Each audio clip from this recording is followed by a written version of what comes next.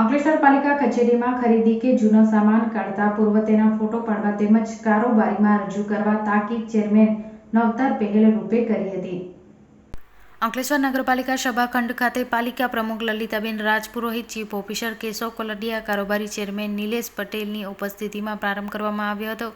Board મિટિંગમાં 70 જેટલા agenda રજૂ કરવામાં આવ્યા હતા, જેમાં પાલિકાના વિવિધ કમિટી દ્વારા રજૂ કરેલા કામો ઉપરાંત પાલિકા દ્વારા કરવામાં આવતી વિવિધ ખરીદી તેમજ વાર્ષિક ઇજારાને સ્ટેશનરી, ઝેરોક્સ સહિતના વાર્ષિક ભાવ મંગાવવામાં આવ્યા હતા તેમજ ત્રિમાસિક હિસાબ મંજૂર કરવામાં આવ્યા હતા। આ ઉપરાંત આગામી બોર્ડ મિટિંગ પૂર્વ પાલિકા દ્વારા વેરા તેમજ જમીન ભાડા અંગેની જરૂરી દરખાસ્ત કરવામાં આવ્યું હતું।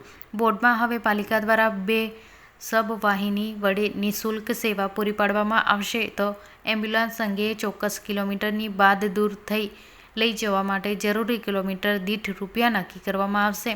આ વચ્ચે જૂનો સામાન ચોરાઈ જવા કે વેચાઈ ગયા હોવાની ન કરવામાં આવતા આક્ષેપને લઈ કારોબારી ચેરમેન નિલેશ પટેલ દ્વારા હવેથી નવો કોઈ સામાન ખરીદી કરવામાં આવે તો તેનો ફોટો રજૂ કરવા તેમજ કારોબારી રજૂ કરવામાં તેમજ તેના જૂનો સામાનનો કાઢો અને અથવા નીકળે તો તેનો ફોટો વિડીયો કારોબારીમાં રજૂ કરવાની સૌ પ્રથમ વખત પહેલ કરવાતા વિપક્ષ દ્વારા પણ આ પહેલને આવકારી હતી।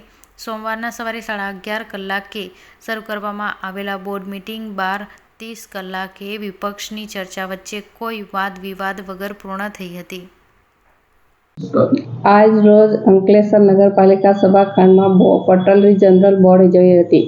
આ બોર્ડમાં એજન્ડા પર 73 જેટલા કામો લેવામાં આવ્યા। તમામ કામો વધુ મતે તેમજ સર્વાનુમતે મંજૂર કરવામાં આવ્યા। આ મોટા ભાગના કામો વાર્ષિક ભાવના હતા તેમજ અંકલેશ્વર નગરપાલિકા પાસે 2 અંતિમ રથ છે, એ નગરજનોને ફરી સેવા આપવામાં આવશે એ ઠરાવવામાં આવ્યું છે। બોર્ડ મિટિંગમાં આજે કયા મુદ્દાઓને લઈને ખાસ ચર્ચા થઈ? ખર્ચ બાબતની છે મારા ભાઈ, કેમ કે તમે પોતે પત્રકાર મિત્રો અત્યારે બોર્ડમાં હાજર હતા।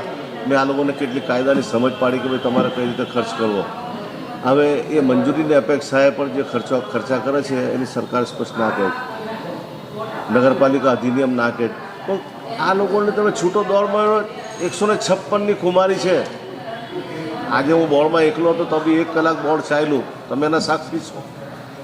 આને ધરના ખર્ચા, એક કામ ડબલ વખત 3 વખત ખોટા ખર્ચા। હવે આજે મંડપના ખર્ચા 26મી જાન્યુઆરીના 5-5.5 લાખ રૂપિયા ખર્ચા। યાર કંઈ સમજ પડે, 5-5.5 લાખ રૂપિયાનો મંડપ કેવો મોટો થાય તમે તો જોયો જ છે। તો કોઈના ત્યાં લગ્નમાં તો તમે મંડપ જોયા હશે 5-5.5 લાખના ના, એવું મંડપ પેલી 20 રૂપિયાની લડી લટકાવી દે, એ લડીઓથી આખું ડેકોરેશન કરેલું અને એ રામ મંદિરના પ્રાણ પ્રતિષ્ઠા મહોત્સવના દિવસનું લગાવેલું, તો પાછું 26મી જાન્યુઆરી અંદર લઈને એટલું ડબલ કરીને 6.5 લાખ રૂપિયાનો એનો ખર્ચો તમે બિલીવ કરી શકો છો। ગામમાં કોઈ કંઈ બોલવાવાળું જ નથી। ઉજ્જળ ગામનો એળંડિયો પ્રધાન જેવું છે આ લોકોનું।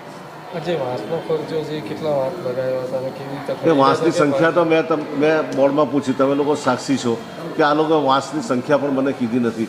1,79,000 ઉપરની જે વાંસનો ખર્ચો થતો બેરિકેડનો, ત્યારે તો સરહદથી ડૂબી મરવું જોઈએ। 1,79,000માં તો આખી ટ્રક ભરીને વાંસ આવી જાય।